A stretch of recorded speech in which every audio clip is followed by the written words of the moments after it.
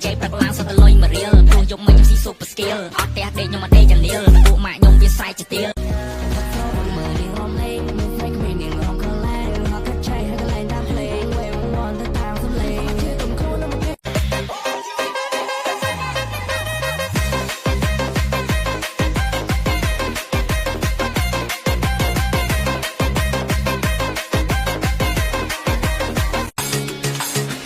Gucci flip flops, fucking hit your bitch.